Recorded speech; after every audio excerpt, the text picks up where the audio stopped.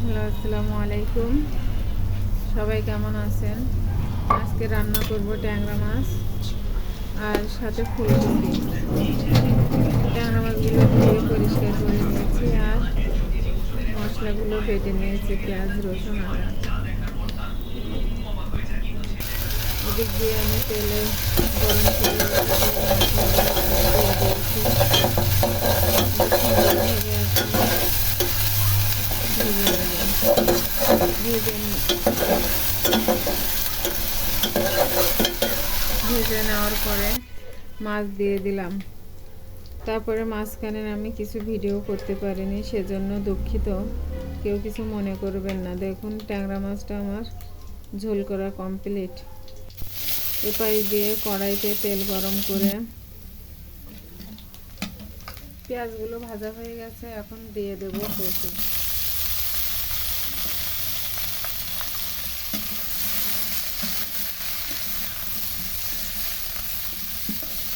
শীতের সবজি বাজারে উঠে গেছে, এখন একটু খেতে ভালো লাগবে।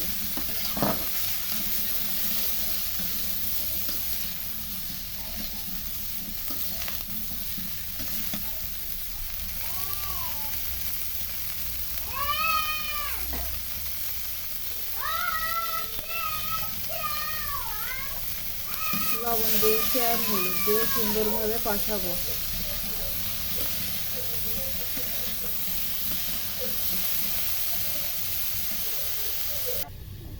এদিক দিয়ে আমি রান্না করছি আর আনামের মালটা কেটে দিচ্ছি। আনাম অনেক অসুস্থ। সবাই আনামের জন্য দোয়া করবেন যেন আনাম তাড়াতাড়ি সুস্থ হয়ে ওঠে। প্রচুর জ্বর। এখন আবহাওয়ার কারণে অনেক বাচ্চারা এরকম অসুস্থ হচ্ছে।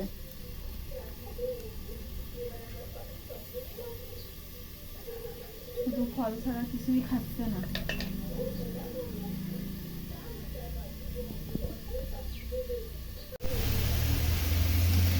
আমার কপিটা এখানে আমি ফুলকপিটা সুন্দরভাবে মশলার সাথে কষিয়ে নিয়ে এখন কষানোর পানি দিয়ে দিয়েছি।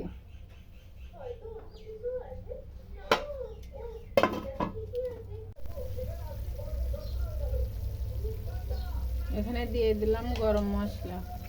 ফুলকপিতে একটু গরম মশলা দিলে ফুলের যে গন্ধটা, ওই গন্ধটা থাকে না। আর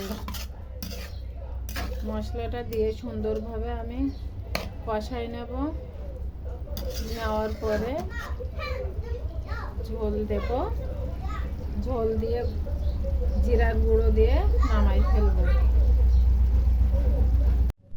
এই যে কপিটা রান্না শেষ। এইভাবে রান্না করেছি, এতে কোনো কিছু দেইনি। এখন খাবো, দেখবো কেমন হয়েছে।